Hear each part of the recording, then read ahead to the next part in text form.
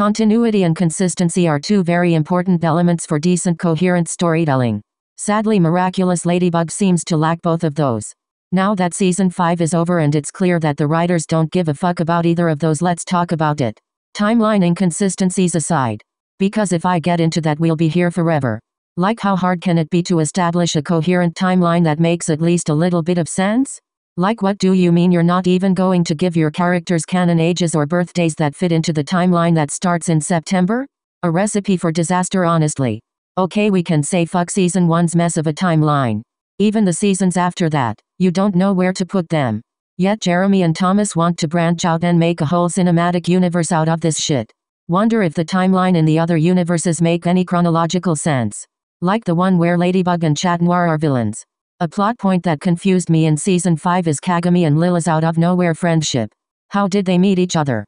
Through Lila manipulating Adrien to get in his house and snap a pic of her kissing his cheek to make Kagami jealous. And Kagami got akumatized. At the end of the episode they were on bad terms, and the next time they interact we're 2 seasons later. And suddenly they're friends. Dan, it's so obvious. They made up and became friends through the class that Kagami also hangs out with at band practice sometimes. Lila, however, isn't in those band practices. Dan, maybe they started hanging out during the Alliance photo shoots in Multiplication, since Tomoe was part of it and Lila was there before Kagami replaced her. If we got a single shot of Kagami to show that she was present in those photo shoots it would make sense. But we didn't. Did it all happen off screen? That's not how you develop character dynamics. We never got to see how they got over the beef from Oni-chan.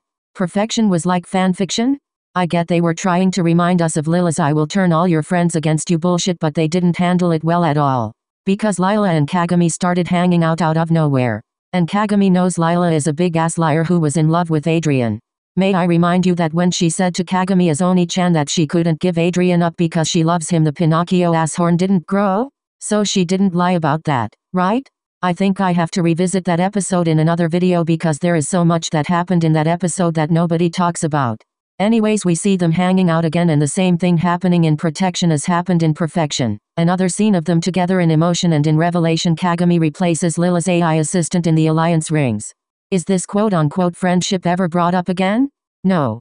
Lila gets called out in the episode after, but Kagami wasn't present and we don't know if she learns the truth from the class after. From like a text or something. She doesn't get to hang out with the class either because she leaves for London. Did she ever find out what happened with Lila? Who knows? We sure as hell don't, because they left this plot line unfinished.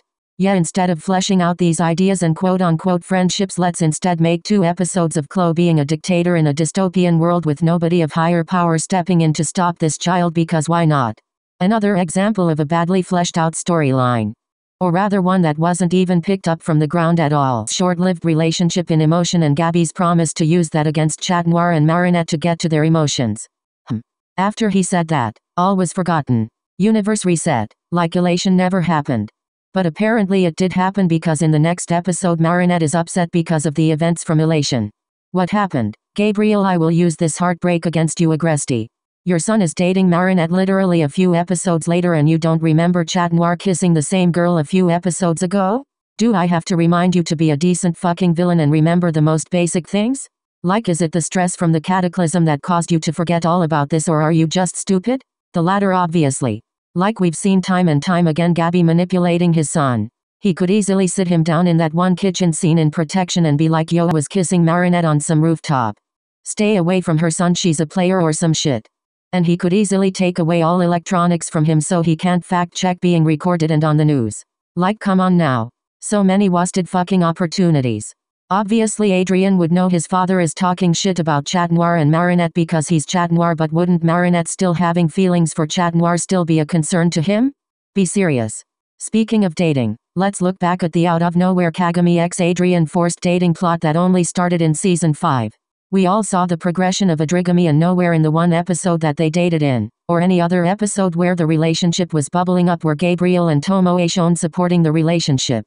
If anything, Gabriel wanted his son away from quote-unquote bad influences, including Kagami.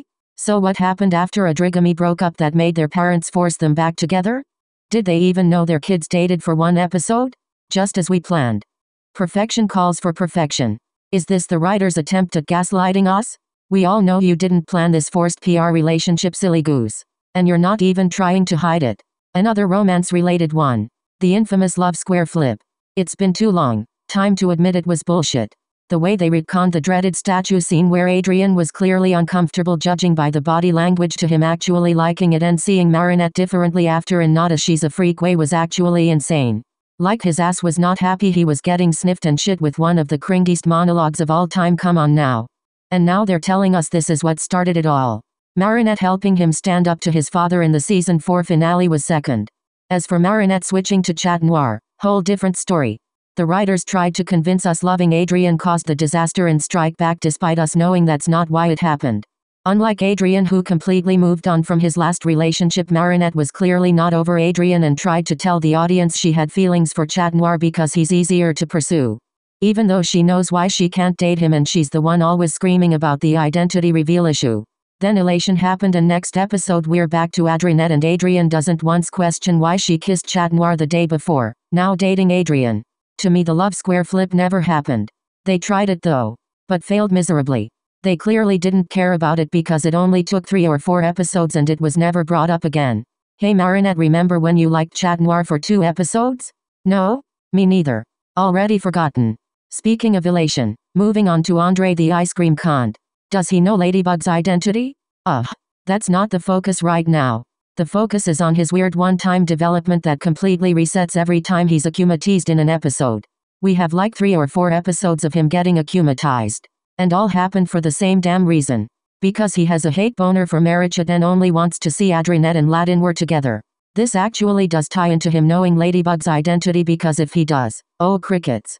Every time they decumatize him he goes back to being a freak who ships literal teenagers that have nothing to do with him. Elation was 100% fanservice and they found a reason for Marichat to end in the same episode because there's literally no other reason for them to go to the one guy they know from experience hates to see them together. Like be for real. Going back to the Love Square flip bullshit for 1 second, because if they wanted it to work the ice cream guy wouldn't be involved. I get the celebrity taking advantage of fan issue but Andre's involvement was just lazy ass writing. And so was his quote-unquote development and redemption. Sorry for getting mad over you guys dating, it's just that Adrinette is better. Won't do it again. Like what? And then we get his creepy ass in the beginning of Emotion giving ice cream to Adrian and Marinette saying narcissistic ass shit about himself and at the end he gives ice cream to Adrian, Marinette and Kagami. We do not forget the fucking creep that you are. Get a life, loser. I actually have a theory that could explain the inconsistencies in season 5. It feels like they hire a different writer for every episode and Thomas actually doesn't write anything, hence he can't explain the scenes that were cut off from certain episodes, because he didn't even write them. So the writers he hires for every episode he just tells them the very basics of the show and leaves them to do whatever they want without letting them watch the show at all before writing. So like the same person wrote Protection and Perfection, someone else wrote Elation and was never hired again and the writers that were hired for later episodes weren't allowed to read any past scripts for continuity. Obviously that was a joke but I wouldn't be surprised if it was true. I know there's more inconsistencies and badly fleshed out plots like this but these are the most notable ones I thought of bringing up because they were bugging me. What did we learn today? The writers won the IDGAF war. Thanks for watching this silly little video where I complain about Miraculous Ladybug's writing once again.